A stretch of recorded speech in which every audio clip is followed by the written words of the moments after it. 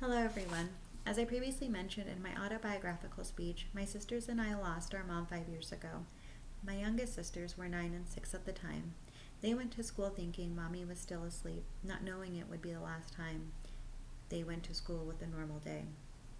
The aftermath of what came next was more than I thought I could handle, let alone what they were going through. It impacted my oldest Bella the most. It impacted her both emotionally and behaviorally. After many years of service, she is now enjoying being a teenager with normal, healthy drama, all while practicing her daily coping strategies. Today, I'll be talking about adolescents with emotional and behavioral disorders. I will be talking about how adolescents use their coping strategies, showing both healthy and unhealthy ways. So let's first talk about what they are and how are they defined. Behavioral disorders is what's considered an umbrella term because it's so general. A behavioral disorder is when someone appears to have persistent or repetitive behaviors that are not common among their peers. The most common are considered ADHD, ODD, and CD. They can be considered disruptive and at times inappropriate. An emotional disturbance is defined as a condition exhibiting one or more characteristics past a certain degree that strongly affects a child, adolescent, or an adult's ability to learn or grow. Coping strategies refer both to behavioral and emotional disturbances. It is used to master, tolerate, reduce, or minimize stressful events. So before I begin on my main points, here's just a little history. In 1988, having one type of disorder or any was cast as having a mental illness. The term emotional disturbance was adopted in the 1900s. In 1987, however, Lazarus and Folkman developed a transactional model of stress and coping. I worked with students in high school for 3 years, each of them having their own individualized educational plan, or IEP. Each student had their own set of unique learning habits and traits. I had to learn from them on how they learned best in class in order to help them graduate. I will be talking about different disorders in adolescence, what might cause the disorder, and how might they cope with the disorder. I know there are more strategies than I can name, so I will just name a few. I will then give you scenarios where you can both see healthy and unhealthy ways adolescents learn to cope with these situations. I'm going to switch gears here and talk about how you can benefit from listening to me talk. Coping with any type of stress, anxiety, or any disorder in general isn't easy as an adult. Now imagine, or maybe you have experienced being 13 and watching all your friends around you take the same test that you are, and you did the same lessons, you completed all the same homework, but now looking around all your peers so easily answering the questions, so focused, and you can't solve one. You learned the math, but today is test day, and you panic. How would you deal or cope with this? So let's talk about test anxiety. Test anxiety can happen for a number of reasons. Maybe the adolescent has a generalized anxiety disorder, or perhaps they have problems at home, or perhaps they have a fear of failure. These are just a few things that can trigger a range of outcomes. To help calm the anxiety, teenagers practice different coping mechanisms. Some must get adequate enough sleep.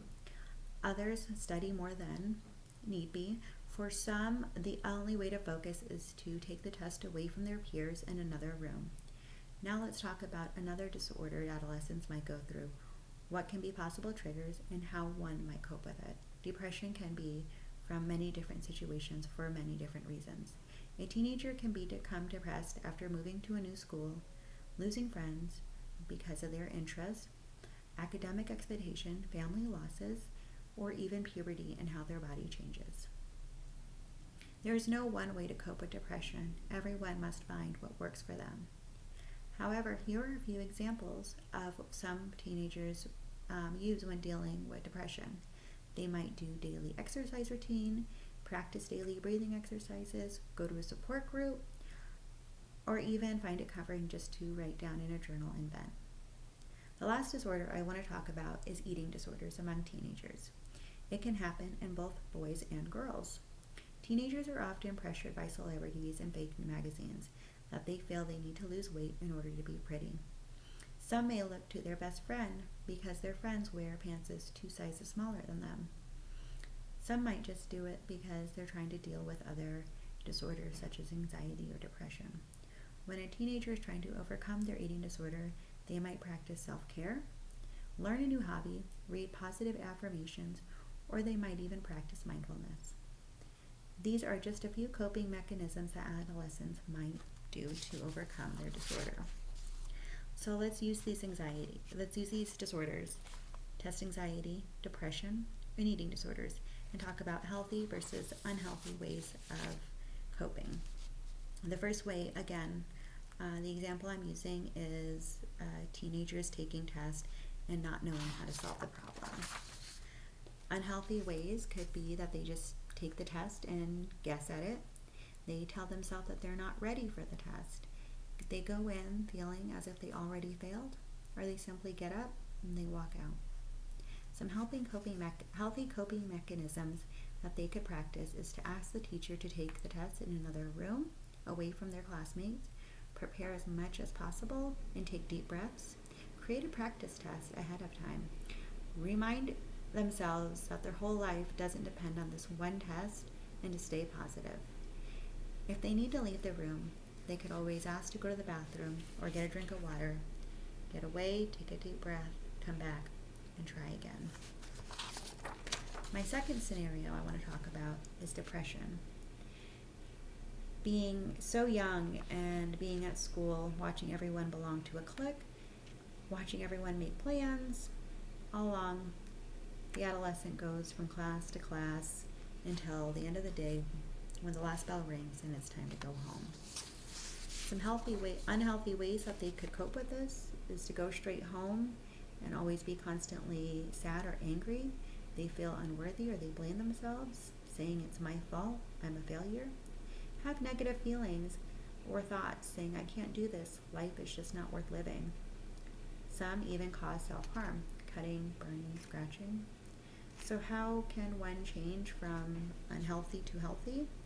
They could join an after-school club or sport, something they enjoy, try mindfulness, writing in a journal, join a support group and talk with others that they feel understand their problem, go to a therapist or school counselor, just to not be afraid to ask for help.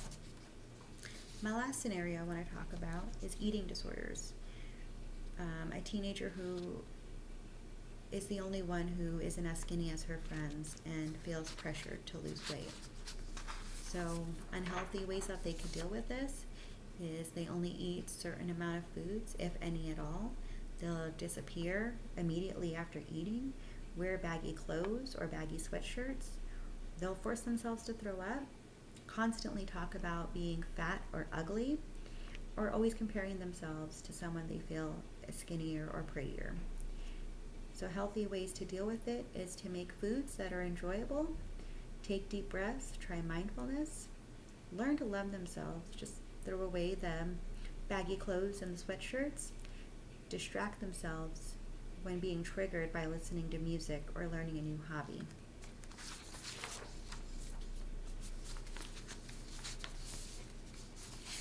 Today, I have discussed how adolescents might deal with different disorders. A teenager might take a test alone to cope with test anxiety. They might join a support group to talk about their depression among their peers.